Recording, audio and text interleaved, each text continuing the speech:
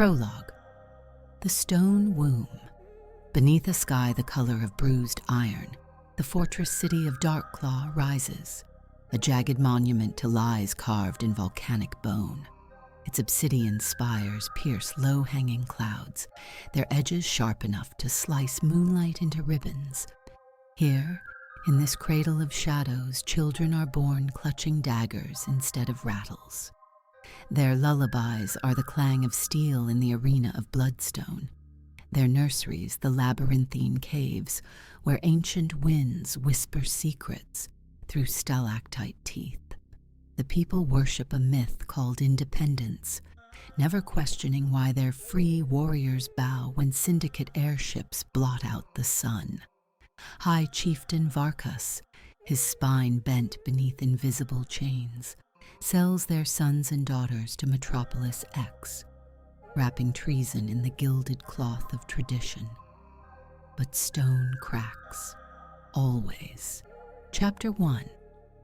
The fracture Hornet moved through the stone barracks like a blade cutting smoke. His bare feet, calloused as dragon hide, barely whispered against the basalt floors etched with generations of oaths.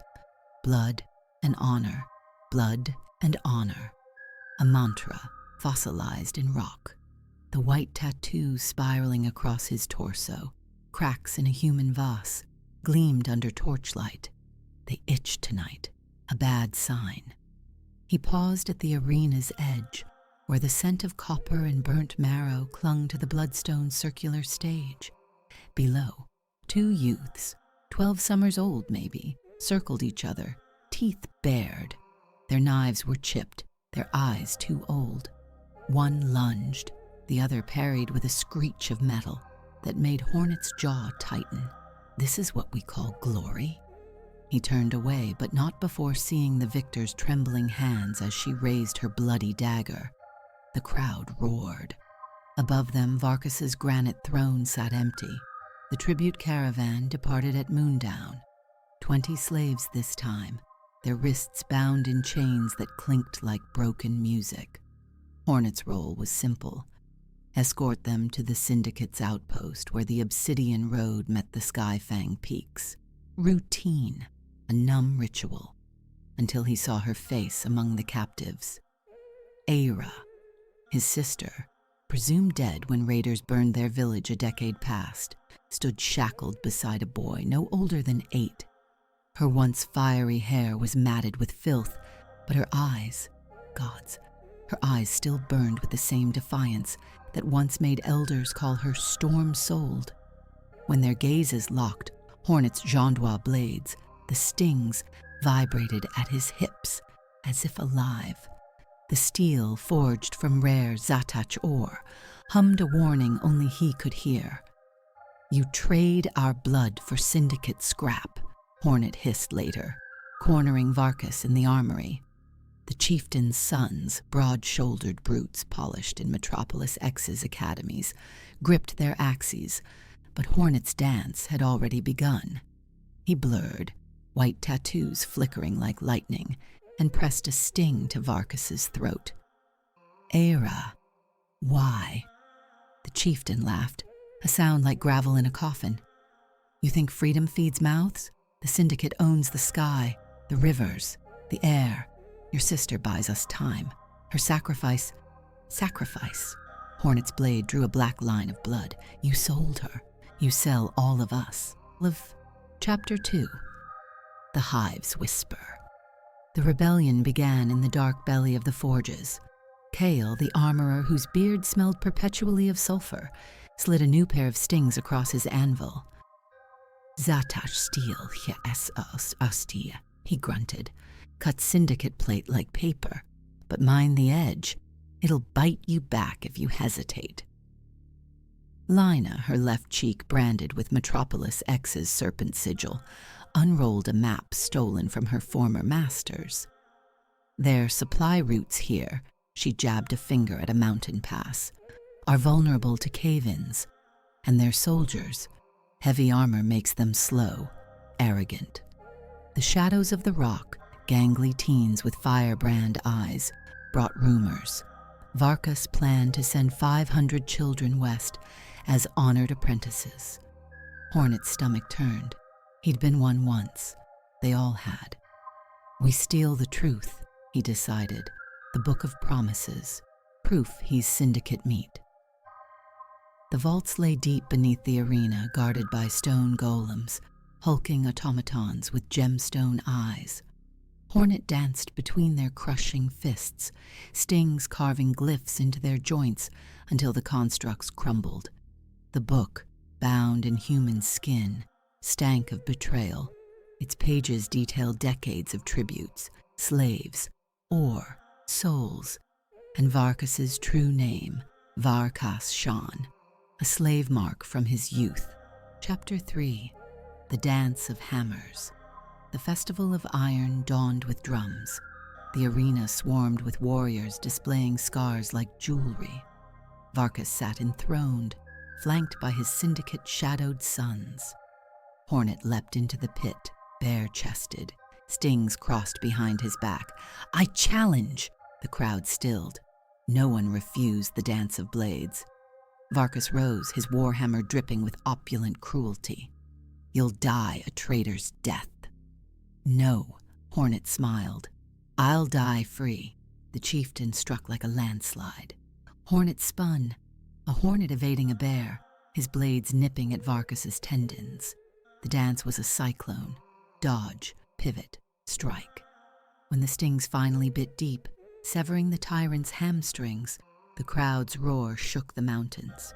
"We are not stones," Hornet bellowed, holding aloft the Book of Promises.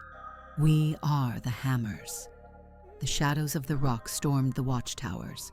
Lyna ignited the signal fires, and Kael, dear Kael, died with a Syndicate spear in his gut, shielding Hornet long enough to collapse the canyon onto the Iron Legion.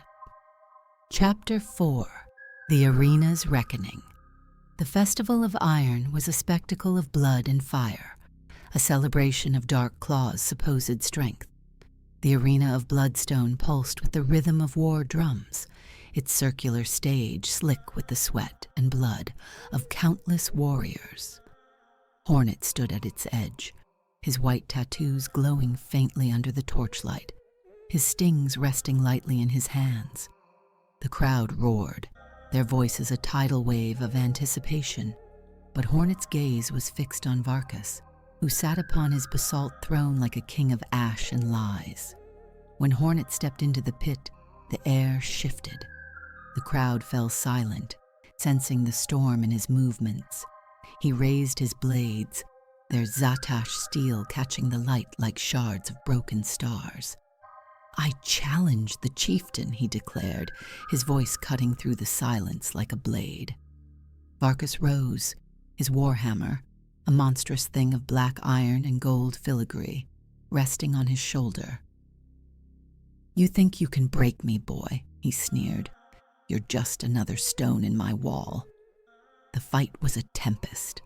Varkas swung his hammer with the force of a collapsing mountain, each blow carving craters into the bloodstone floor.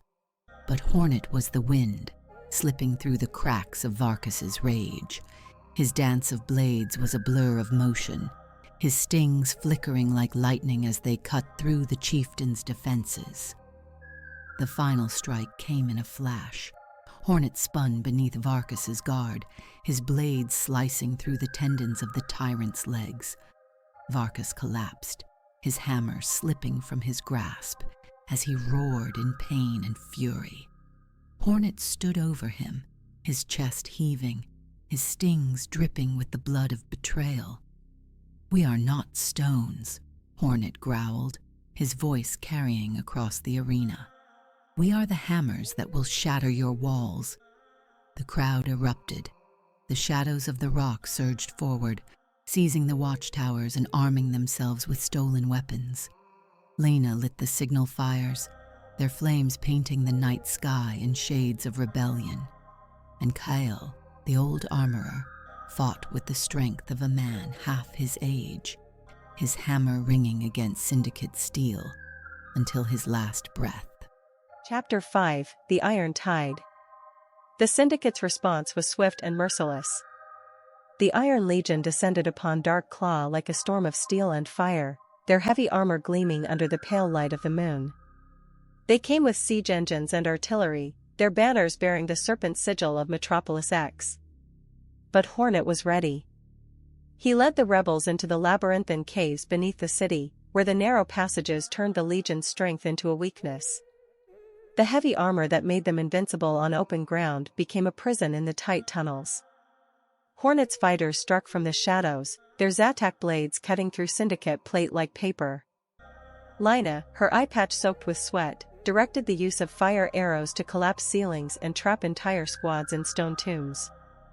The battle raged for hours, the caves echoing with the screams of the dying and the clash of steel.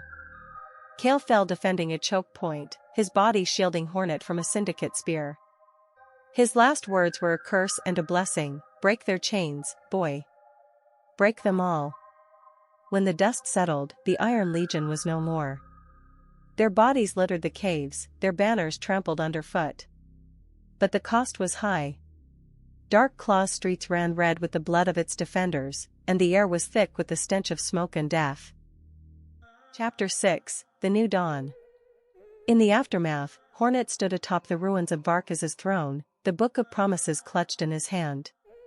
The people of Dark Claw gathered around him, their faces etched with grief and hope. He raised the book high, its pages fluttering in the wind like the wings of a freed bird. "This is the truth," he declared, his voice ringing across the city. "Varkas sold us to the Syndicate. He traded our blood for his power.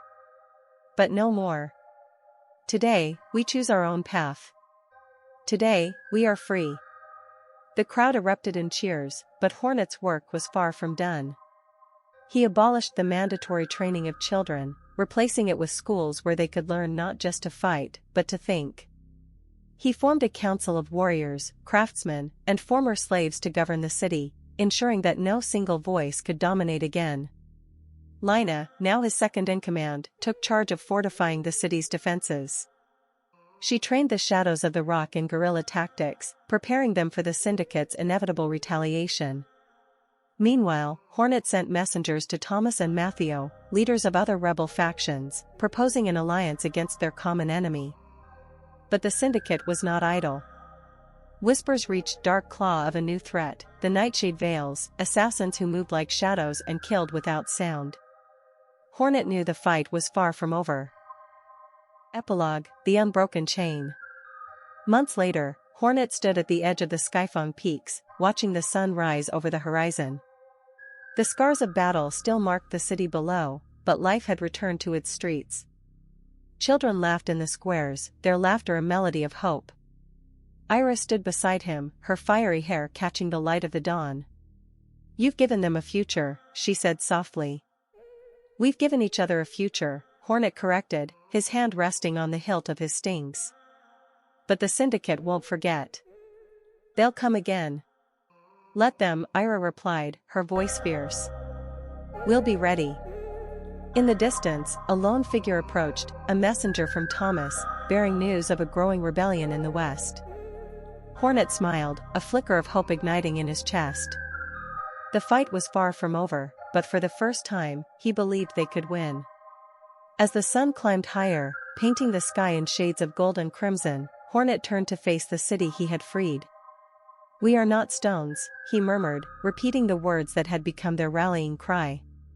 "We are the hammers." And somewhere, deep in the heart of Dark Claw, the stings hummed in agreement.